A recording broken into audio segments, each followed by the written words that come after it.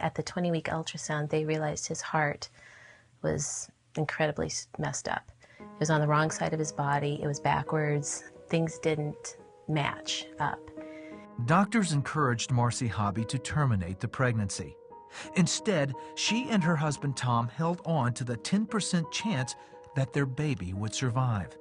Michael's heart rate was half of where it should be, and fluid was building up around his heart. It was hard for me because as a radiologist, I see all these ultrasounds. You know, that happens in the textbooks. I see that occasionally at work, but it doesn't happen to me, and it doesn't happen to my friends. I begged and begged all of our friends, family, to pray. Everyone was surprised at how healthy Michael looked when he was born, even though he had a rare heart disease. Still, the doctors decided he was well enough to go home. So we just chalked it up as, we're done. This is great. He's had the miracle that we prayed for, and we got on with our lives, and he was a beautiful, normal, healthy baby. When he was 2 years old, Michael began to lose his color and his appetite. Tom and Marcy took him to a cardiology specialist in Omaha.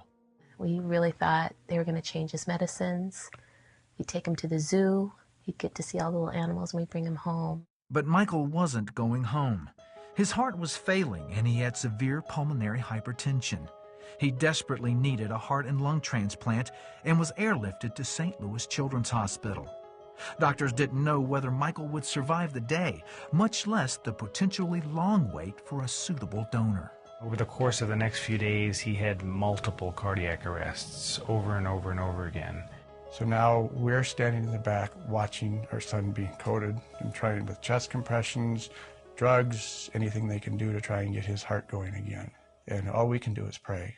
When you're watching your son die and there's nothing you can do but pray, I mean, I watched Michael come in and out of life, wondering, is he going to pull through this one? Close family and all of our friends, all the people at school, continually prayed for us all the time, prayed for Michael.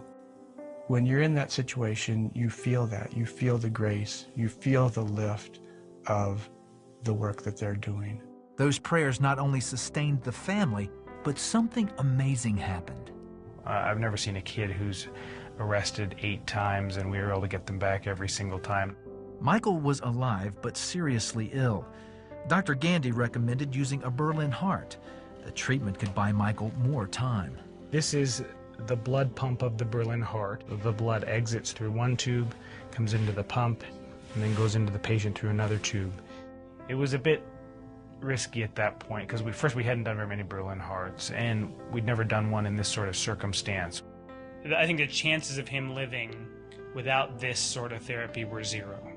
After almost 8 hours in surgery, Dr. Gandy successfully attached the device to Michael's abnormal heart. Then 5 weeks later, Michael had another remarkable breakthrough. His lungs improved. He was totally healed of pulmonary hypertension. Now the Habbes family had one more major hurdle. They waited and prayed for a heart transplant. One morning, Dr. Gandy came in. I said, I think this pager's broken. And I started joking about it. And he goes, your pager's broken? I said, yeah, it won't go off. And he said, well, mine did. And I just looked at him and I started screaming. And I go, what? And I started screaming so loud. And all the nurses came running in. A donor's heart was matched to Michael. And we were so excited to think that he may live. If we can get this heart, he has a chance. Michael's heart transplant was a success. There was an electric buzz in the room, and everybody knew that this was something special. What happened to Michael was nothing short of a miracle. His brain works just fine, as well as the rest of his organs. He's one of the true success stories that I've dealt with. In that time, God was asking us to just trust him. And we got to see that he's very trustworthy. He never left us high and dry. God always was there. He was always pulling us through. And Michael's short little life, he's so extraordinary. More than 3 years later, Michael is perfectly healthy and full of energy. I'm glad to have a new heart. And Dr. Gandy helped me, and a lot of people prayed for me. God has really shown me the preciousness of life through my children. Life is a gift, And God gives us that gift, and it's something precious to take care of.